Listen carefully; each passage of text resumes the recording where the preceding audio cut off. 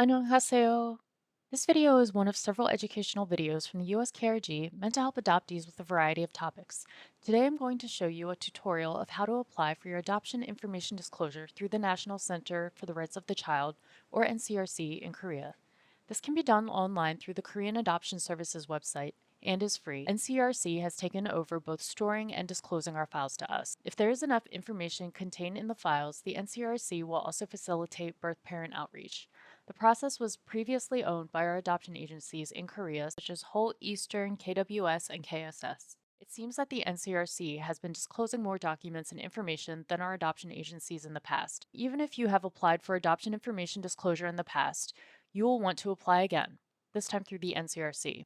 The Adoption Information Disclosure process is an application by which an adoptee requests digital or mailed copies of all the adoption files kept by our Korean adoption agencies, which as of 2025 is now held in a centralized repository owned by the NCRC. If you're visiting Korea, you can also set up a file review at the NCRC. Please check out our website at uskrg.org for more information on how to set up a visit.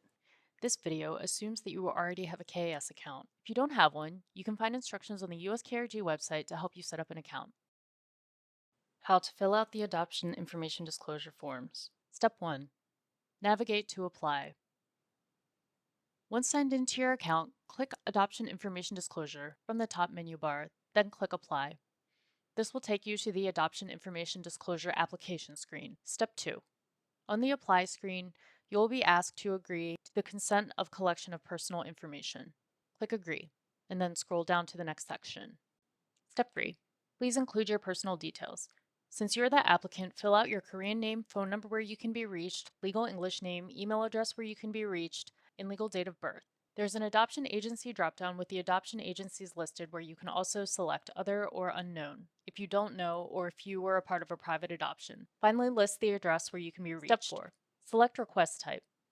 Assuming you would like information about your birth family, if it is actually in your file, be sure to check disclosure including information on birth parents. If for some reason you don't want information about your birth family, be sure to tick disclosure excluding information on birth parents. Please note that if there's no birth family information or incomplete information, NCRC will not be able to make contact with your birth family or share any information.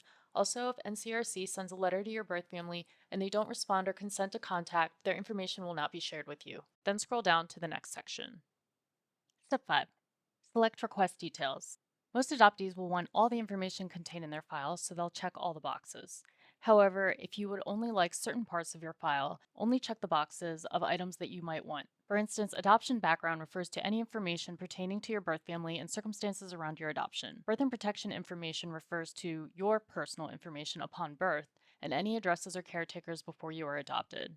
Birth parents' personal information refers to any information surrounding your birth parents' identities if they've been documented in your files, including names, dates of birth, addresses, and contact information.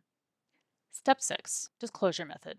Most adoptees reside outside of Korea, so they leave electronic file ticked, as it is already ticked by default. If you plan to visit NCRC in person in Korea, please select Viewing in-person visit, and any relevant files you would like to receive during or after your visit, such as a printout or electronic file. If you would like files messaged to you but do not plan on visiting, please make sure viewing it in person is not checked, and then select electronic file. If you would like your files mailed to you but you do not plan on visiting NCRC, please make sure viewing in-person visit is unchecked, and then select copy printout.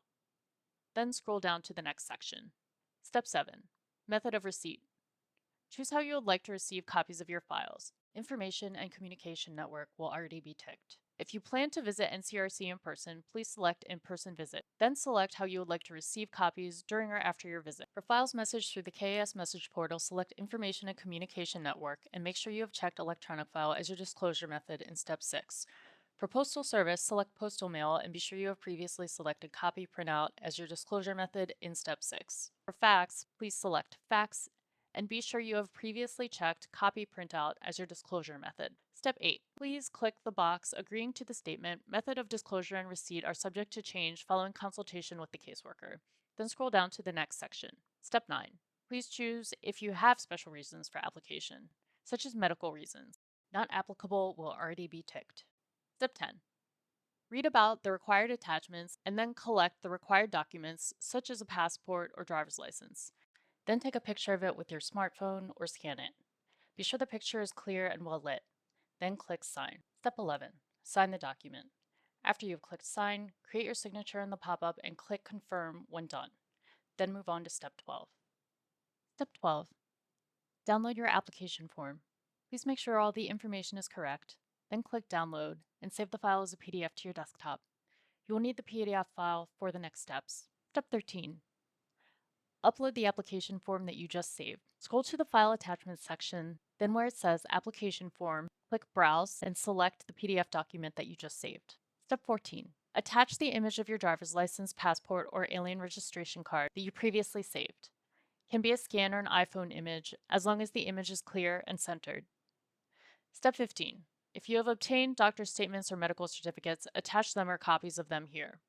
Most adoptees will not attach anything. Step 16. If you have determined that you want to see any adoption information in your Korean files that pertains to your adoptive parents, such as applications for adoption, background checks, social worker reports, and home visit information, please attach the adoptive parents' consent form here. For information on where to find the form, please check out our blog post for more detailed instructions. Step 17. Fill out the CACHFA so they can determine that you're a human. Step 18. Press Submit. After pressing Submit, you should see two pop-ups. Click OK for both. The final pop-up will confirm that KAS has received your files. At any time, you should be able to log back into your KAS account to view your case's progress by navigating to the Adoption Information Disclosure tab and then clicking Progress. Once you click Progress, you can see your file request, which is a clickable link to all status updates and comms with the NCRC. The stages are Waiting, Receipt, Progress, and Results. NCRC has indicated that adoption information disclosure that did not request birth family information should take up to 15 days with an extension of up to 30 days during high traffic windows. The estimated times for adoption information disclosure with birth family information could take up to 45 days with a 30-day extension, so about 2.5 months. However, please note that many adoptees who applied in October of 2025 are still waiting to receive their files, and it is February of 2026. Once you see your status change and are able to retrieve your files, be sure to get the files translated and carefully examine them for any new or conflicting information, names, locations, or dates. You can also request a certificate of adoption through an NCRC email, which will allow you to enter DNA into Korea's missing persons database, either at your closest Korean embassy or at a police station in Korea. We have tutorials on how you can do so on the US KRG website. Like the alien file, with your NCRC adoption documents, you'll want to create a general narrative in your head of your origin story, noting any discrepancies between files. Sources of files or new information may include searching for birth relatives using commercial DNA tests or entering DNA into Korea's missing persons database, gathering your paperwork from your adoptive family, gathering your paperwork through an FOIA request with the USCIS, or other means. Finally, there are resources on the US KRG website for what to look for in your files that may indicate that your rights as an adoptee have been violated in order to expedite and therefore monetize your adoption. Please also consider attending one of our workshops or watching one of our tutorials on how to create a timeline that can be submitted for Korea's third Truth and Reconciliation Commission investigation. Thanks for watching.